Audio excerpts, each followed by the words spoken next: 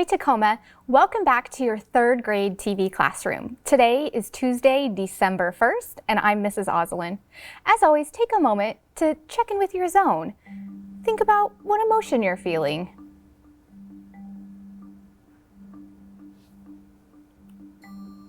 Think about your I message. You'll remember your I message sounds like I feel because And pay close attention to how strongly you're feeling your emotion. Take some think time.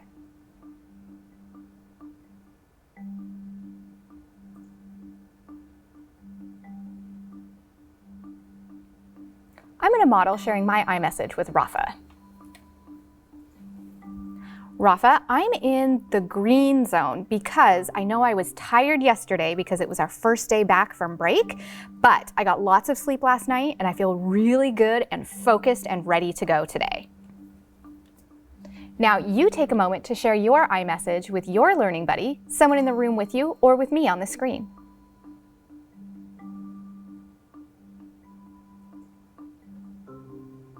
I'm so glad to hear that so many of you are also in the green zone, ready to learn with me today. You'll remember that we've been talking about using really descriptive words to describe our emotions. Not just mad or sad or happy, but are you feeling disappointed or thankful or angry?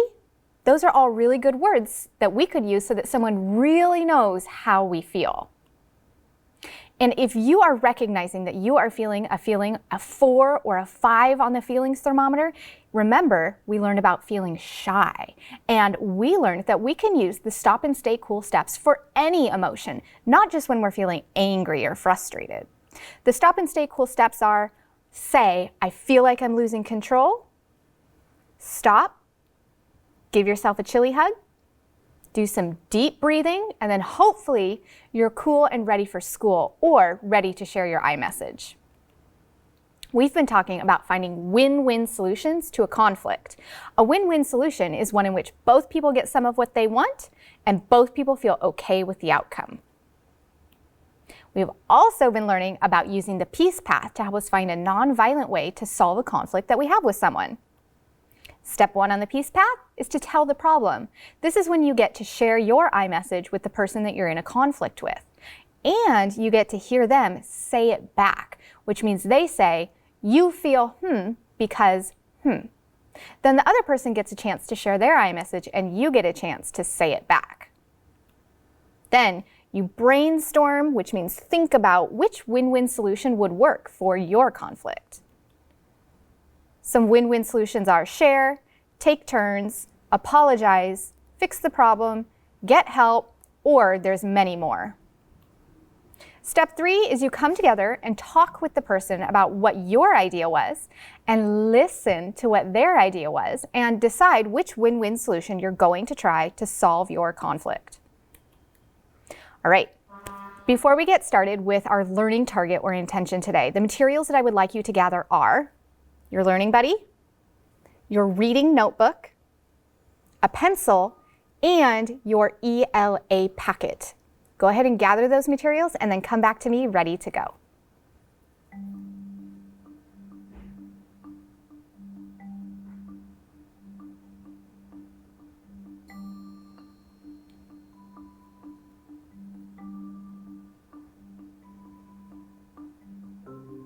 All right, almost everyone's back. All right, here we are. You'll remember it's been a couple weeks because we had our nice long weekend, but we've been learning about biographies. And biographies, you'll remember, is two Greek words, bio, which means life, and graphy, which means to write. So a biography is a book written about someone's life. And we call that, the person who the biography is, the subject. So today we are learning that writers use different styles of biography to teach about their subject. We read If a Bus Could Talk by Faith Ringgold, and this is the story of Rosa Parks. And we talked about how this book starts out as fiction. It's telling a story where, look at that illustration right there. There's a face on the bus. That is not real. But Faith Ringgold uses the style of a story to tell the real story of Rosa Parks' life. We talked about the illustrations, and we talked about the language that Faith Ringgold uses to teach us all about the struggles that Rosa Parks had to overcome. We also read a picture book of Cesar Chavez by David A. Adler and Michael S. Adler. And we talked about how this book, the illustrations are much more real looking, and there's a lot of information. Almost every page in this book has an important fact or an important date. And we talked about how biographers, that's an author who writes a biography, includes important facts and dates about the subject in chronological order. That means the order in which they really happened.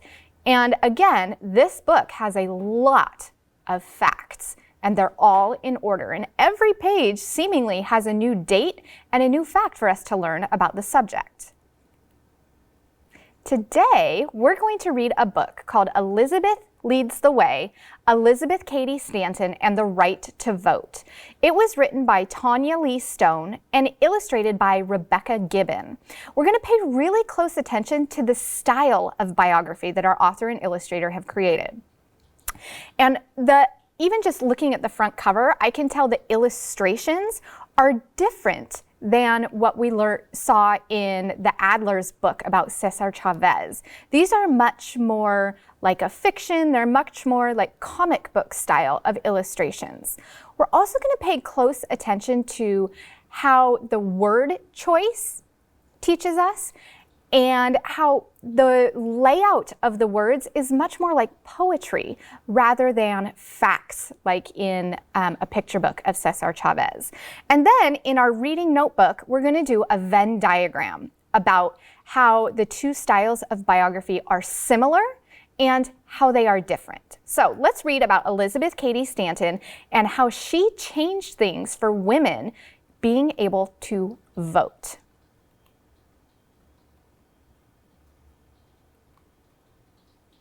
What would you do if someone told you you can't be what you want to be because you are a girl? What would you do if someone told you your vote doesn't count, your voice doesn't matter because you are a girl? Would you ask why? Would you talk back?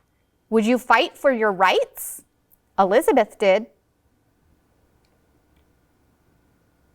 All of these things used to be true back when Elizabeth Cady was a girl.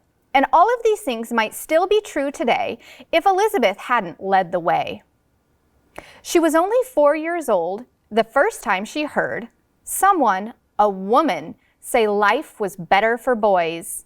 The woman had come to visit Elizabeth's new baby sister. What a pity it is she's a girl. How could anyone look at a little baby and feel sad? What could be wrong about being a girl? Now let's pause. Do you notice that the way that I'm reading this, there's a rhythm to it, much like poetry. There's even some words that are rhyming. This is one style of biography. Also, pay close attention to those illustrations, and we're doing a lot of important thinking today, aren't we? And pay attention to Elizabeth Cady Stanton and what she had to overcome as a person, as a woman. So think about all those things as we keep reading. She was 13 years old when her father, Judge Cady, told a woman whose husband had died that the farm she had spent her whole life working on would be taken from her. Without a husband, the law stated, nothing belonged to her. Elizabeth was horrified by this unfairness. She said that the law should be cut out of every book. Judge Cady told her that wouldn't change anything. The law was still the law, and only men were allowed to change laws. Preposterous!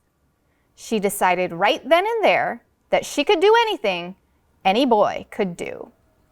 Now, look at the font that our author chose, and I'm going to highlight an interesting thing that they did right here.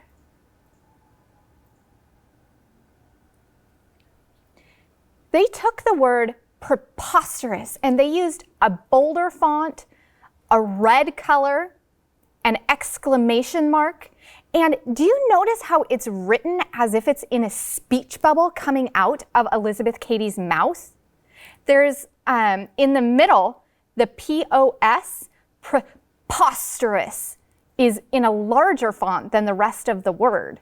That's because the author wanted us, as we read, to say that word with passion, like Elizabeth Cady was saying it. It's preposterous. It's ridiculous. It's unacceptable that there were these laws in place that only men could change and only men benefited from them.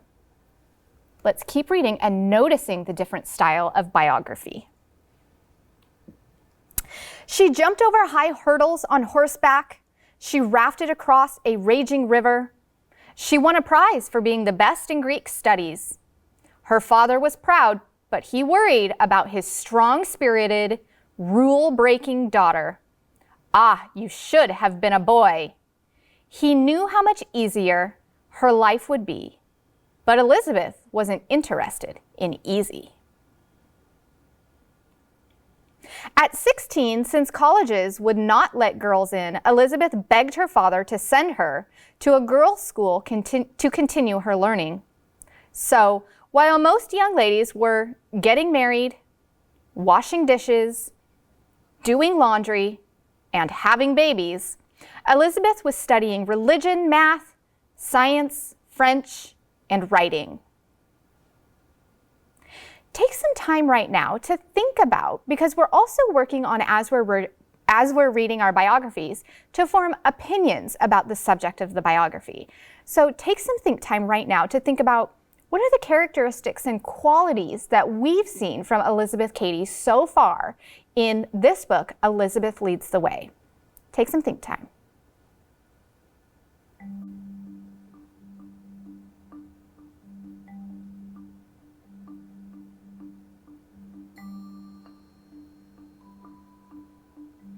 Turn and tell your learning buddy what you're thinking so far about Elizabeth Cady.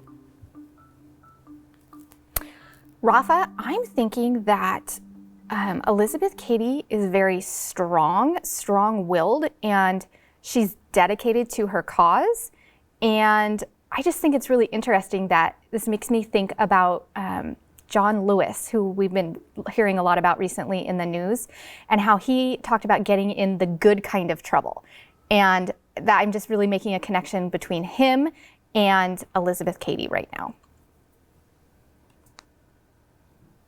Now, let's keep reading, thinking about what kind of person Elizabeth Cady is, the qualities that she has, the struggle she had to overcome, and notice how our author and our illustrator have a style of biography. Several years later, Elizabeth Cady met Henry Stanton. He was an abolitionist, speaking out against slavery.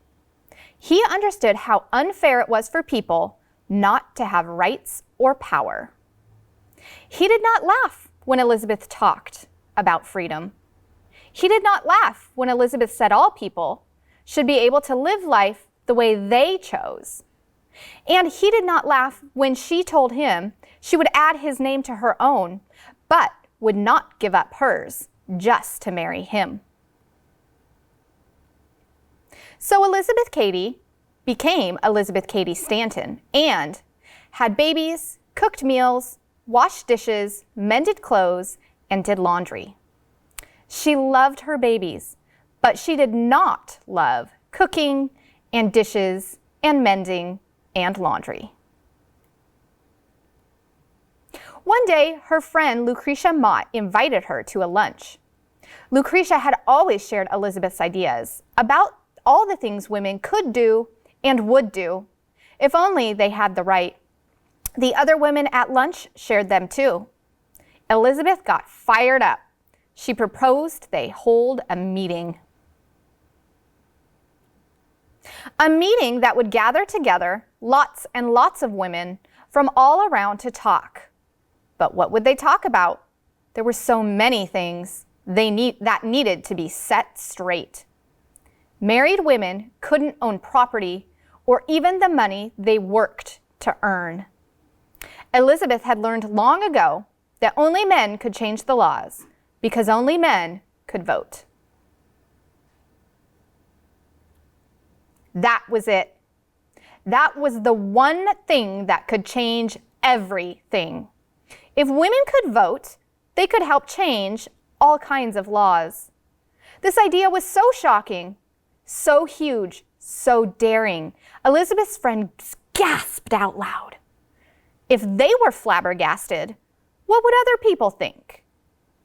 Now let's take a pause here, and I want you to notice the style of biography. What are you noticing about the illustrations, the font, the text, the length of the sentences, the word choice on this page? I'm going to read it aloud again. Listen really carefully. That was it. That was the one thing that could change everything. If women could vote, they could help change all kinds of laws. This idea was so shocking, so huge, so daring, Elizabeth's friends gasped out loud. If they were flabbergasted, what would other people think? Take some think time. What are you noticing?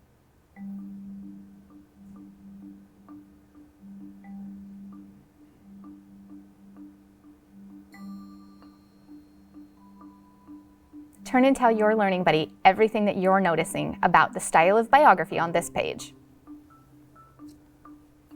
Rafa, I'm noticing again the change in color of the font, the use of exclamation mark, the emphasis on the words one and every in that first sentence or second sentence on the page.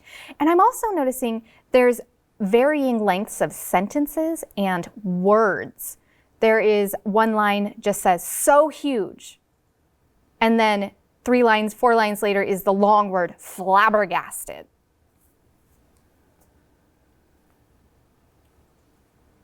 Elizabeth did not waver. She knew voting was the only way to make a difference. Her battle cry for the right to vote rang out. Have it, we must. Use it, we will. Even her Henry thought she had gone too far. But on July 19, 1848, when Elizabeth arrived at the meeting place, she saw for herself that she hadn't. The small church in Seneca Falls, New York, was filled with hundreds of people. Elizabeth read aloud what she and a few of the women had written together. Their declaration of rights and sentiments challenged the idea from the Declaration of Independence that all men are created equal. When she was finished, she looked into the faces of the crowd and waited. I wonder what she was feeling. The room was silent. Then a rumbling began. It grew louder and louder and louder as people argued whether or not women should be allowed to vote. Word of the meeting spread like wildfire. Newspapers across the country scolded Elizabeth for her boldness. But other women joined her in battle. The idea of women having the right to vote began to buzz in the ears of people from Maine to California. Elizabeth had tossed a stone in the water, and the ripples grew wider and wider and wider. Many said Elizabeth must be stopped, but she was unstoppable. She changed America forever. Today we're learning that writers use different styles of biography to teach about their subject. Now in your reader's notebook, and we're not going to get to do this together today because we ran out of time, but in your reader's notebook, I want you to create a Venn diagram. You'll remember a Venn diagram has 2 circles, and put the date, and in over one circle, you're going to put the title of the book, A Picture Book of Cesar Chavez. And then the other circle will have the title of this book, Elizabeth Leads the Way. And in the overlapping portion of the 2 circles is where it says both. In the circles, you're going to write about the different styles of biography. And in the center where they overlap, you're going to include what is similar.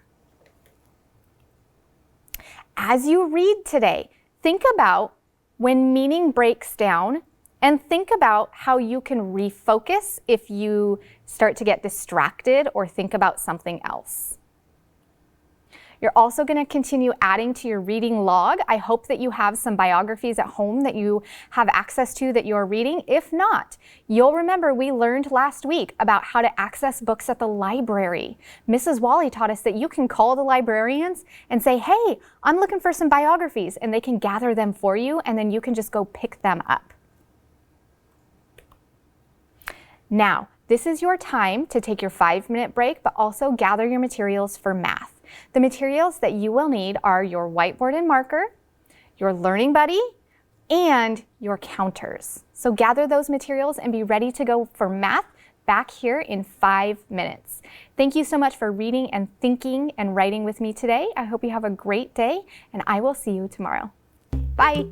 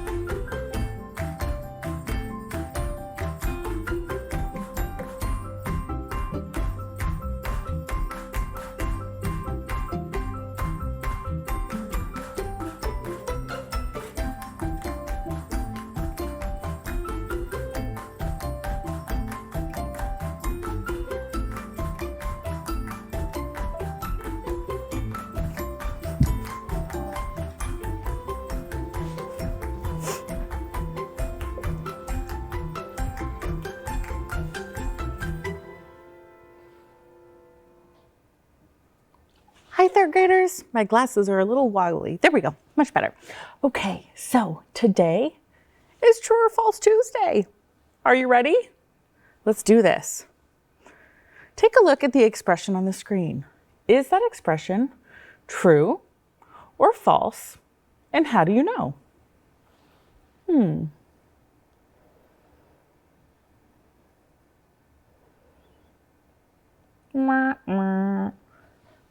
Why is it false? Rafa, what are you thinking? Oh, can you tell your learning buddy what you're thinking about why it's false? Rafa, I did the same thing. Instead of subtracting 300 minus 214, I added 76 to 214 to see if it'd get to 300. And what is 76 plus 214, Rafa? Yeah, it's 290. Is 290 the same as 300?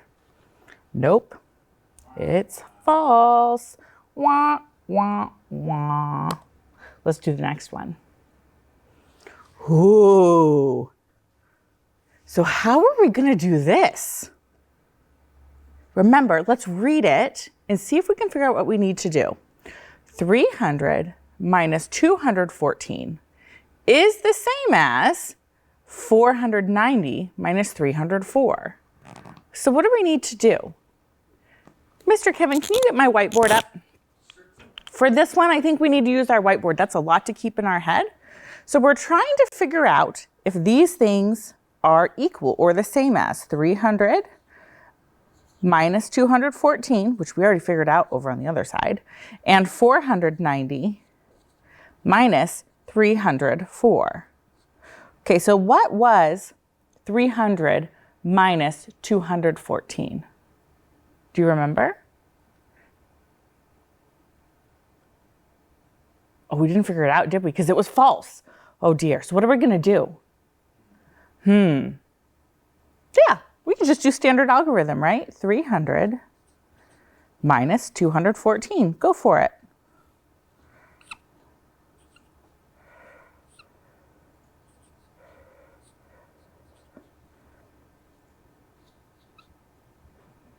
What does it equal? 86. Is 86 the same as 490 minus 304? Go ahead and solve it. What do you think? We can do standard algorithm here too.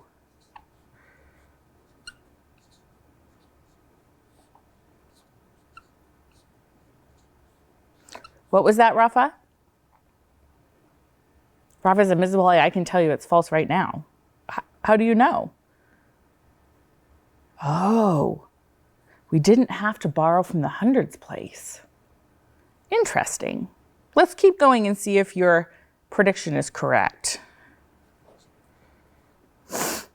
Is 86 the same as 186?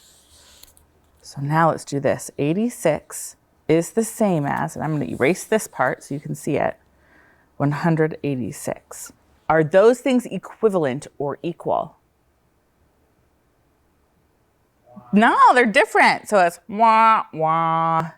That was a tricky one. Okay. Take a look at this expression. Do you feel it is true or false?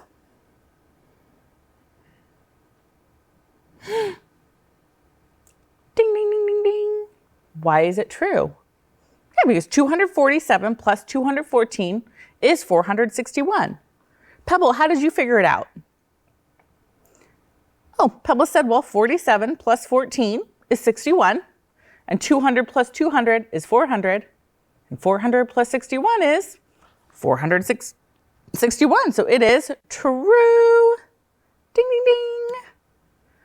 Whew. Okay, let's look.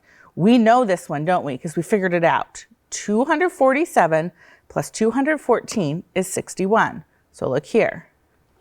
Go ahead and go to the whiteboard again, Mr. Kevin. Go ahead and get your whiteboards out. Are you ready? Okay, so we know we're going to write the equation 247 plus 214 is the same as 167 plus 324. We know this. Do you remember it? What is it? 461. Is it the same as 167 plus 324? We're figuring out, is this a true equation? What is 167 plus 324? Well, what's 67 plus 24?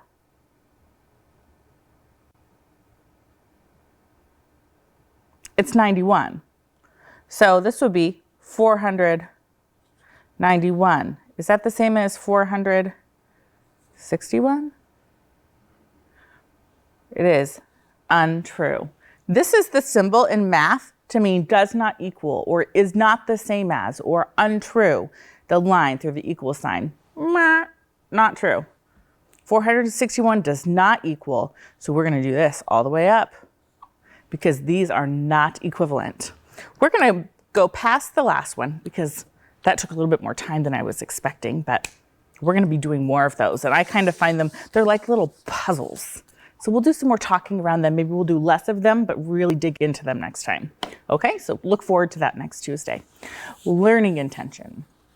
Today we are learning to solve multiplication word problems. We're at it again. Remember, we're looking and seeing how we can break up that 10. And we're going to do some more drawing and modeling today to see if we can really get that idea in our head.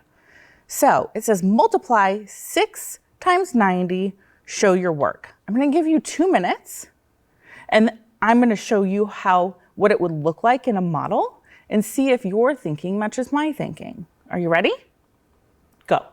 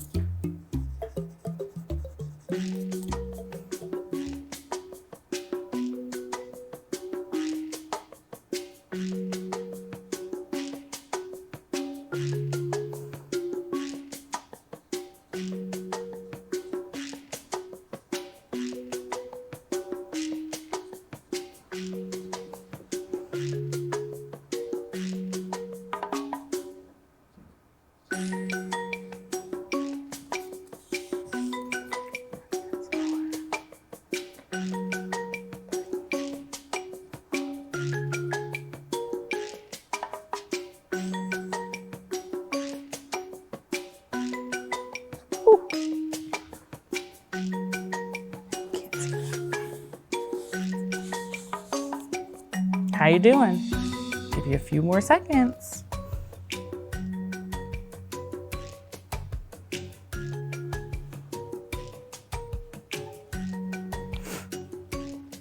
Okay, before we show you our whiteboard, I want you to take a look at the work you did.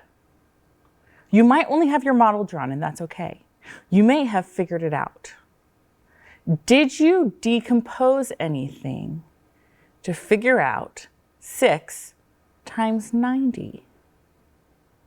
Mr. Kevin, can you go ahead and show the whiteboard, please?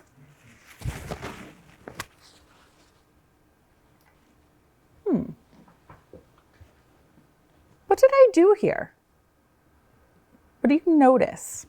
These are all 10s. I had to draw really small. What do you notice? What was that, Rafa? Rafa wants to know, why did I put an equal sign right here?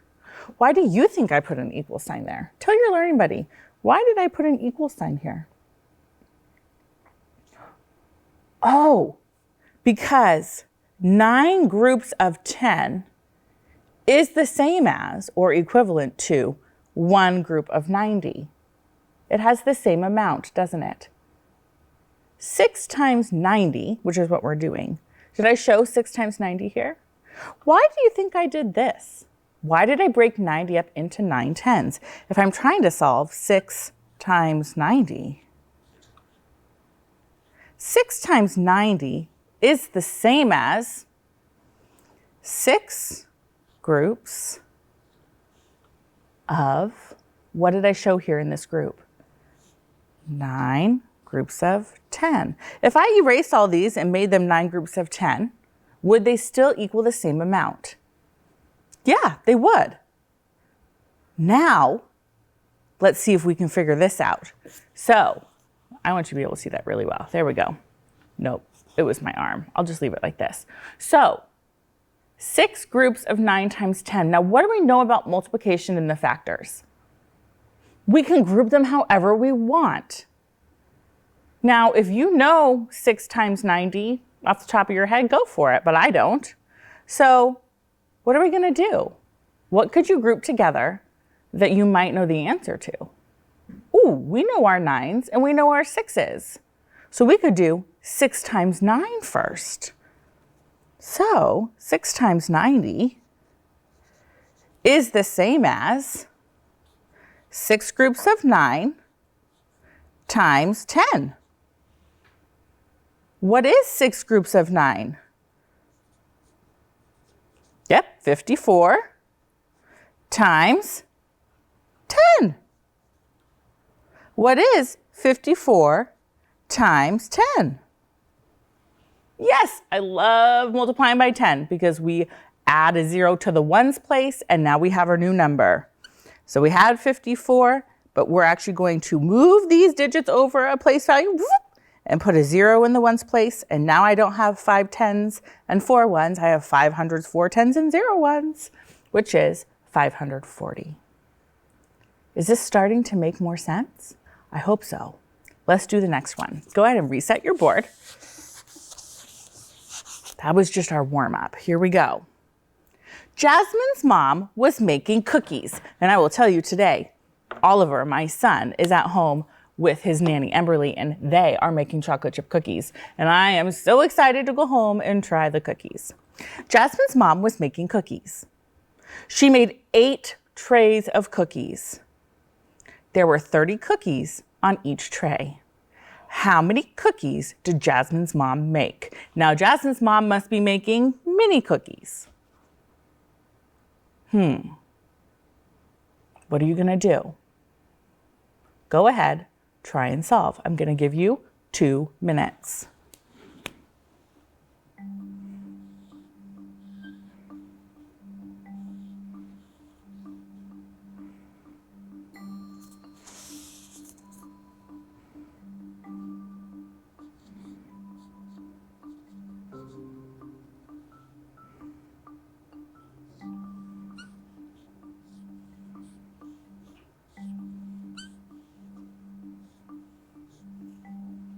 Are you making a model if you need to? Great. Remember, we're not going to draw 30 cookies on a tray. That's not efficient. I want you to think about what number you can break down to help you.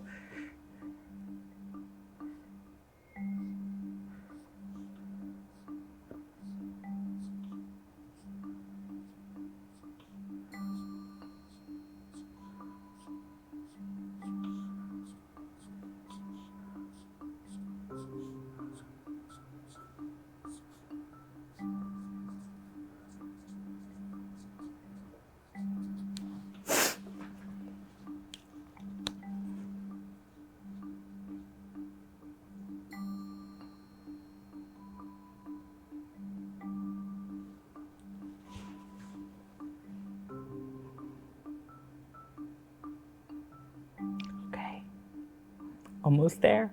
Just get as far as you can. And if you're stuck, it's okay. Because even I get stuck in math sometimes. That's why I show you the answer and how I did it. And that's why we talk about our thinking. And that helps you get unstuck. But keep going. Keep trying. All right. Let's take a look at the model I drew. What do you see? Pebble, you see 8 trays. Okay. Rafa, what do you see? You see 3 lines on each tray. I wonder what that line equals. It's my 10 stick. But to make sure you understood, look what I did at the bottom. I said this line on my tray equals 10 cookies. So I don't have 8 trays with a group of just 31s, do I? What does my picture show? My picture or model shows 8 groups of the trays. And what do their trays have? 3 groups of 10, which makes what? Each tray has how many? 3 groups of 10 is 30. Okay, so now we have 8 times 30. And what do we know about multiplication? Yes, we can multiply the factors in any order. We can group them however we want as long as we do all of them, right? So I'm not going to do 8 times 3 times 10. I'm going to do 8 times 3 times 10. Now you might do 8 times 10 times 3 if you wanted to. That's another option. But I already know 8 times 3. I know 8 times 3 is 24. So 8 times 30 is the same as 24 times 10. Right? So, what are we going to do? What does it make?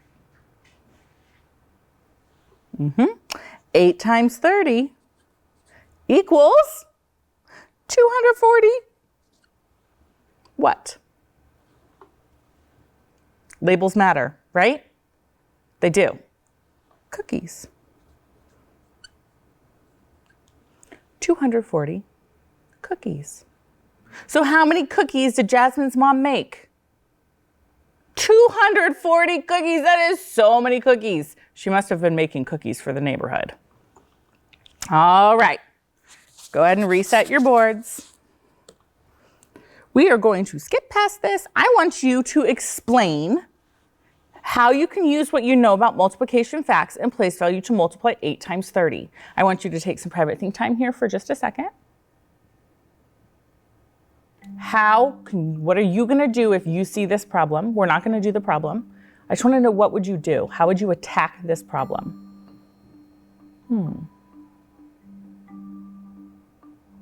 Go ahead and share with your learning buddy. How would you attack this problem? Go ahead, Rafa.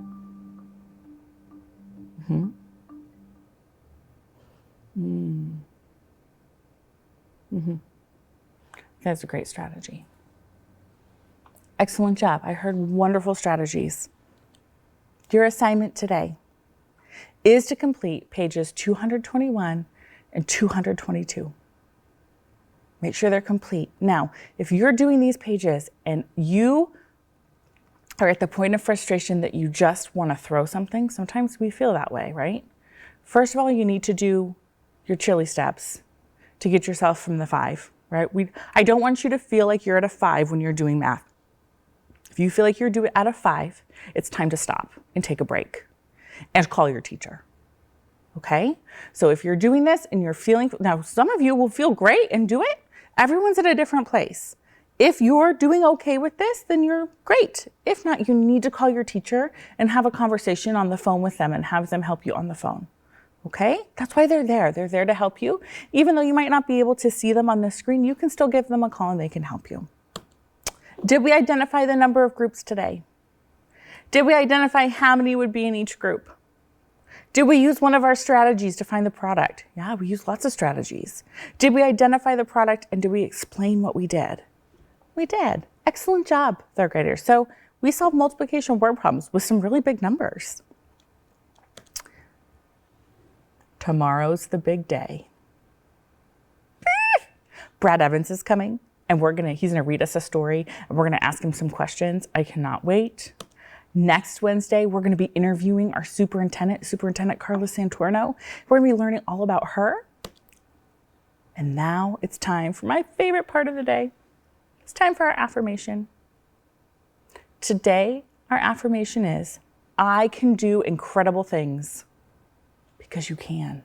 You are incredible students. You are the next future leaders of our world, and we cannot wait to watch you grow up and do all the incredible things you're bound to do. So you need to remind yourself that. So take a deep breath. My turn. I can do incredible things. Your turn. Great job, third graders. We'll see you tomorrow with Brad Evans. Bye. Hey kids, we want to see your work. Just send your pictures and your stories to TV Classroom, 601 South 8th Street, Tacoma, Washington, 98405.